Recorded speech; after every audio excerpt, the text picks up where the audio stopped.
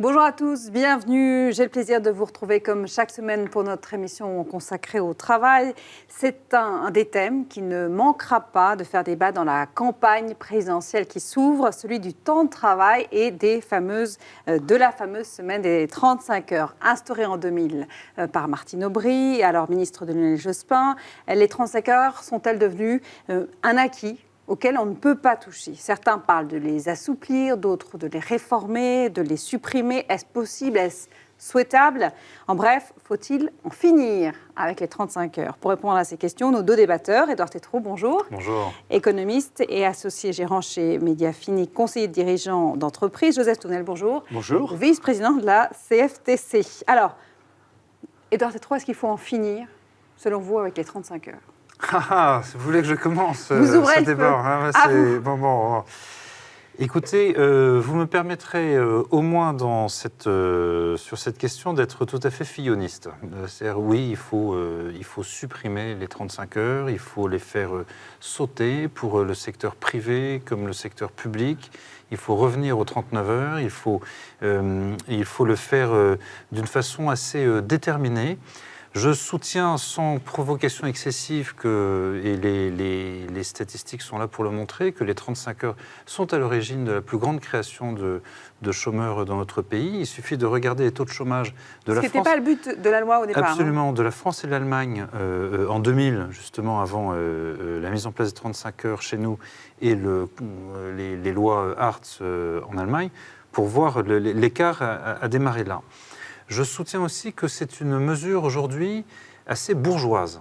Pourquoi ? Parce qu'au fond, vous avez tout un système de RTT, de congés, etc., qui se sont développés. Je le vois dans les grandes entreprises, les entreprises privées. C'est là, le cadre supérieur parisien ne veut surtout pas que l'on touche aux 35 heures, parce que ça a généré des avantages extraordinaires. Ça lui permet de partir pour lui, à la campagne, partir un peu plus loin, etc. Je soutiens que c'est d'abord une mesure qui a favorisé une vie bourgeoise. Je soutiens aussi que, ça a été tout le débat sur les heures supplémentaires, ça n'a pas aidé justement les classes moyennes, les classes populaires, etc. À gagner un peu plus d'argent. Et exactement. Donc je pense que ça a été en fait un cancer de l'économie et de la société française. Ce qui va être, d'une façon ou d'une autre, elles vont sauter. Ce qui va être difficile, ça va être, là où il va pas falloir se rater, c'est dans le dialogue social pour remettre en place le système ancien. Je pense pas uniquement à l'entreprise privée, mais aussi bien sûr dans les administrations publiques, où on va avoir effectivement une suppression assez massive de postes dans les fonctions publiques. Les 35 heures ont désorganisé des éléments essentiels de nos collectivités, je pense notamment aux hôpitaux. Il ne va pas falloir se rater, il va falloir l'approcher d'une façon la moins idéologique et la plus organisationnelle possible. Extrêmement dur, à mon avis. Joseph Tournel, je sens que vous n'êtes pas d'accord. Avant de savoir si je suis d'accord ou pas d'accord sur le problème de la durée du travail avec Édouard, j'aimerais qu'il m'indique quel est le texte qui interdit à un chef d'entreprise de faire travailler un salarié au-delà de 35 heures. Cher Joseph, vous me posez une colle. Oui, ce que vous dites, c'est qu'on peut aujourd'hui monter à 39 heures, sauf qu'elles sont payées plus cher, ces heures-là. Donc, ce n'est pas un problème de durée du travail. Il n'y a aujourd'hui aucun texte qui empêche un chef d'entreprise de faire travailler un salarié au-delà de 35 heures. Sauf qu'on le fait travailler plus cher. Il y a un texte, par contre, qui existe, c'est celui qui oblige un salarié à travailler au-delà de 35 heures si son chef d'entreprise lui demande. Sinon, c'est une faute qui peut aller jusqu'au licenciement. Donc, durée du travail, zéro problème. C'est de l'idéologie ou de la méconnaissance. Il peut y avoir un problème de coût du travail. Alors, traitons des choses, non pas de la durée, mais du coût. Effectivement, 35 heures, c'est la limite, à partir de laquelle je paye les gens en heures supplémentaires. Donc, la question qui peut se poser, c'est payer 25% de plus, ce qui n'est pas tous les cas. D'ailleurs, les petites entreprises, ce n'est pas 25%, mais disons 25% de plus l'heure, peut obérer ma rentabilité. Ce n'est donc pas un problème de durée, c'est éventuellement un problème de coût du travail. Arrêtons de nous bassiner avec la durée. Regardez l'exemple de l'automobile. Ils savent très bien faire varier la durée du travail, 32 heures, 40 heures, en fonction des besoins de la production.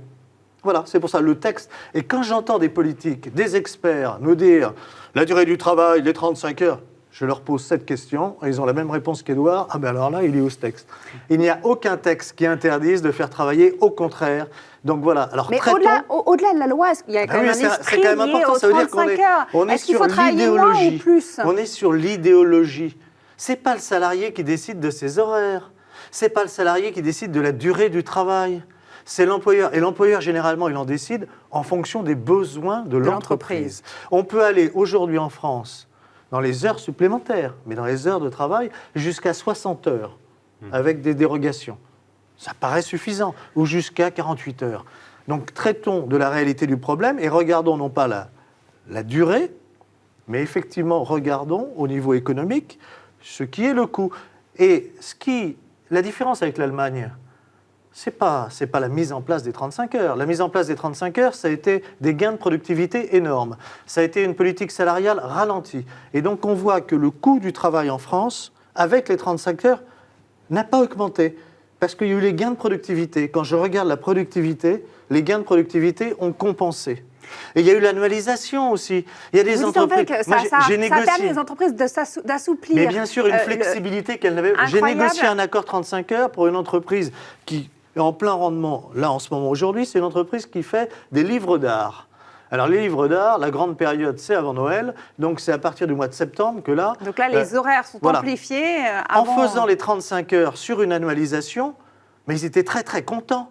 Parce qu'au lieu que les salariés travaillent toute l'année le même nombre d'heures dans la semaine, évidemment, ils travaillent moins février, mars, etc. Mais alors, à partir de septembre, ils travaillent plus. Donc, les 35 heures, ce n'est pas si mauvais que ça pour les entreprises. J'aimerais qu'on vienne sur le bilan. L'esprit dans lequel Martine Aubry a créé cette loi, a mis en place cette loi, c'était partager le travail pour que certains qui n'avaient pas de travail puissent accéder au marché du travail. Aujourd'hui, est-ce que c'est vrai? Est-ce que c'est faux? Les 35 heures ont-elles créé les emplois? Édouard Tétrault, vous disiez non tout à l'heure.